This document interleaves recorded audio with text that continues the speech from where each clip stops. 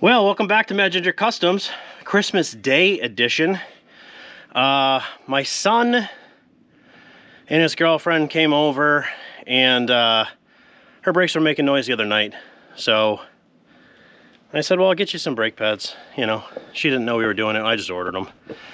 So we're going to change them out on Christmas because that's when she's here. So my kid's going to swing the camera, and we're going to knock this out as fast as we can, and I'll talk you through it, and I don't know, maybe we'll learn you something.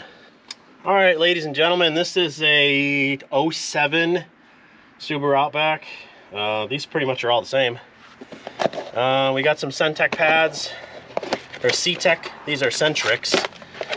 Pretty standard, pretty, you know, nothing special about them. They do have a shim, and they got a squeaker on the back.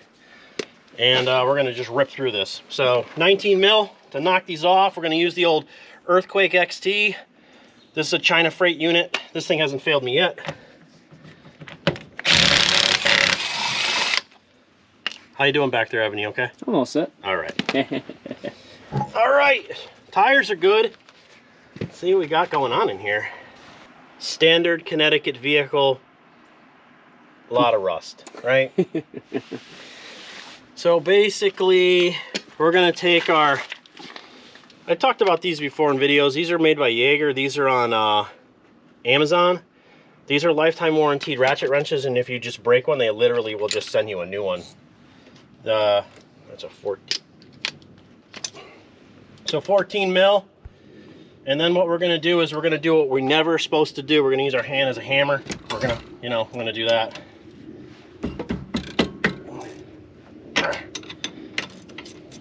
You got a bolt on each side.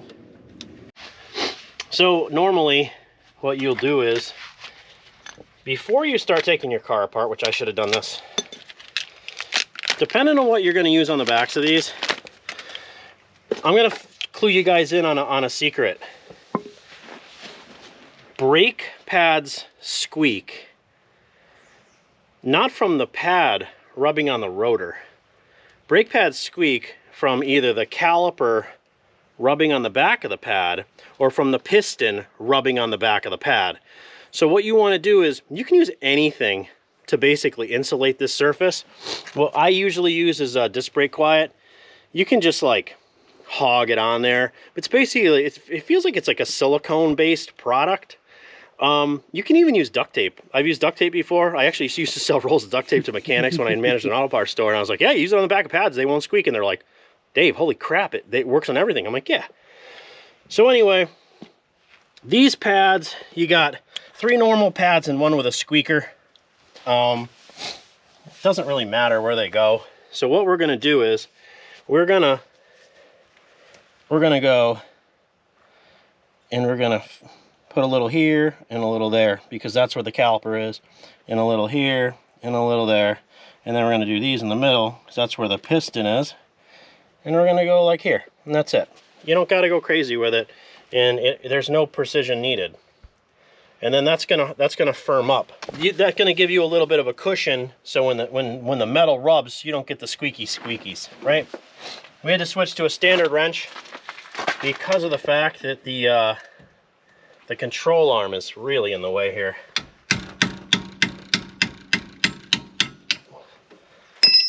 And those are super tight. It looks like it even has anti-seize on it. What does that do? Anti-seize is designed to go onto threads so they don't corrode and rust. So the next time you take them apart, you can take them apart. See the silver on the threads? Now, anti-seize is really nice for, as soon as you touch it, it literally gets over your entire body. Oh, your boy. Face, you put it in your, it'll get in your laundry. You gotta be super careful with that kind of thing. Does it sting like brake cleaner? It does not sting like that, no. Oof. So anyway, we're gonna pop this caliper off. Come over here, go this way. Like on over you? Yeah, like that. So we're gonna pop this caliper off, right? Now you can tell by how pushed out this caliper is, this piston, that this piston, these pads are at the end of their life. This one's just about to hit the rotor.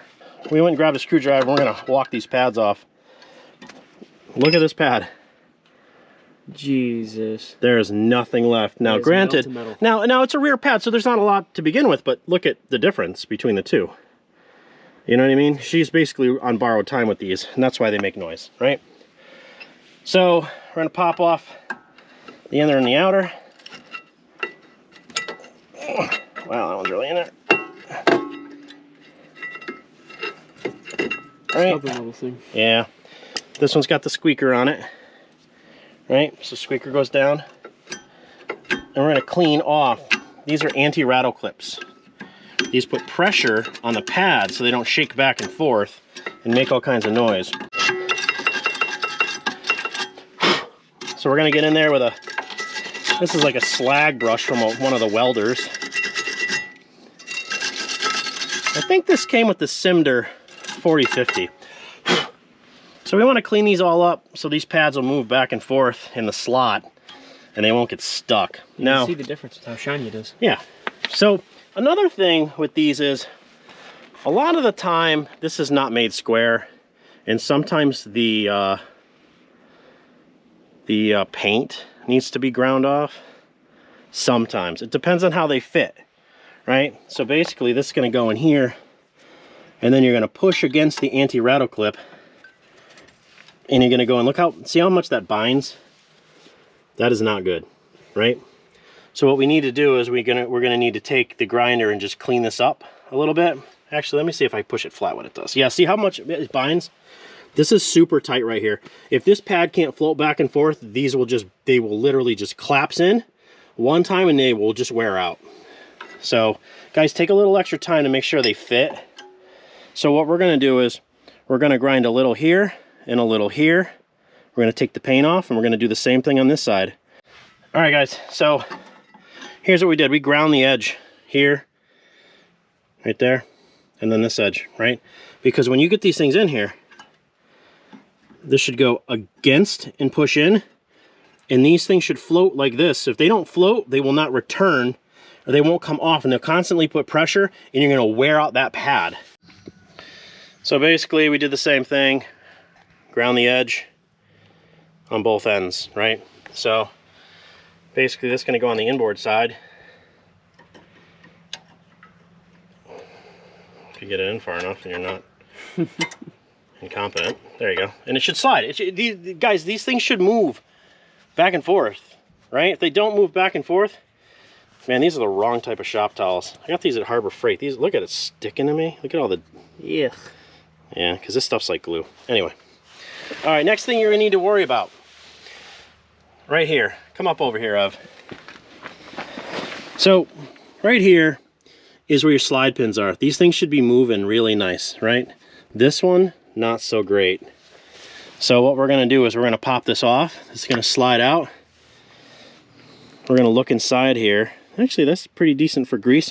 But what we're going to do is we're gonna use some ceramic brake lube, right? So you can buy this stuff in single packs like this at, you know, AutoZone, O'Reilly's, pretty much anything like that. You're gonna struggle bust it trying to open it because you don't have your knife on you because it's Christmas and you don't carry your knife on Christmas. We're gonna ceramic brake grease this one. We're gonna do the other one too while we're at it. Put your fingers into Cookie Monster. Yes, these are Cookie Monster fingers. Merry Christmas. Okay, and you gotta get your boots back on, right? Oh yeah. Because you don't want, especially in Connecticut, you're gonna have all kinds. See how that moves now? That's nice. In Connecticut, we got a lot of corrosive stuff going on the road. See how much grease is in this one? There's a lot of grease on that one. So here's what we're gonna do. We're just gonna re-grease. This is ceramic brake grease. All in the boot, maybe a little bit more. They always give you enough to do both sides with this stuff, guys. You don't need to kind of, you know, go sparingly. You can just load it in there. As long as the boot is not ripped, you're good. If your boot's ripped, you're gonna wanna replace the boot because you're gonna get salt and dirt in here and it's going to bind, and then your caliper's not going to move back and forth. So we're going to slide that back in, and we're going to make sure that that boot goes all the way back over, and we're going to spin it to make sure. And these things should boom nice and free. See how free this moves? Got to move like that. Now, moving forward from here, we're going to adjust the caliper, right? Now, Man, I'm really ruining my hands today. Look at this. Oh, it's nonsense. ugh. We'll clean them up. All right, so most calipers push back in this way. They retract in, right? So all you need to do is really squeeze them. Some calipers have, the old school ones are keyed and you have to turn them back in. This is not that type of thing. So we're gonna throw the pad in and then we're gonna use the vice grips. You can use water pump pliers, you know, giant vice grips or something, but you're gonna go easy, squeeze and wait, right? And then they actually make tools for this that drive them back in. I've actually found that just regular vice grips that you can get. So basically, that's it, right? She's all the way back. You want to be sure to not press on the piston. Don't press on the piston if you can help it. I've done it where I have pressed on the piston, I'm not gonna lie to you. It's best to use the old brake pads that you're going to throw out anyway as a buffer. Right. So that way, it's not metal on metal. Look at you, it's almost like you work on cars. Oh, wow. Have you ever worked on a car before? No. Oh. You would think that with me being your dad, you would have. All right, so these still have anti-seize on them, right? So we're gonna make sure this caliper fits over these pads and it has some wiggle room. You wanna make sure that that piston did retract far enough in that you're not putting pressure on these. If you're putting pressure on it, it's immediately gonna drag the rotor, okay? And you don't wanna drag the rotor. So sometimes these are kind of a pain to get started again. Everything should go together by hand. If it doesn't, you have something wrong and you need to stop, okay? Just like putting your oil filter on. Like, yeah, that's right. You do remember that. Well, if I didn't remember it, my oil filter would never be able to get off. That's right.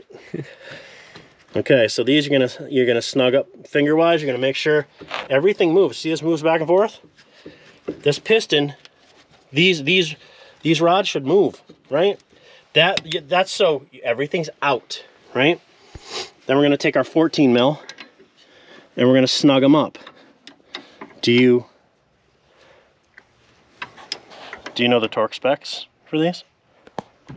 I don't know if you know this or not. The torque specs on this are Swedish. Really? It's good and tight. Or as we like to refer to it as, good enough. Too tight's broke. Right? So you're gonna take your hand that you brutally beat every day at work and you're gonna give it a little, you're gonna give it the 3-tap test. 1, 2, 3, she's a snug. You're done, that's it. Now, we're gonna do the other side. We're gonna put this wheel back on. We're gonna move everything the other side. Before you do anything, you're gonna depress the pedal in your car because we moved the piston out, so the pedal's gonna go all the way to the floor. You're gonna want it to return to normal level. On the other side, we're gonna time lapse it and we're gonna blast it out. Oh yeah. Let's go.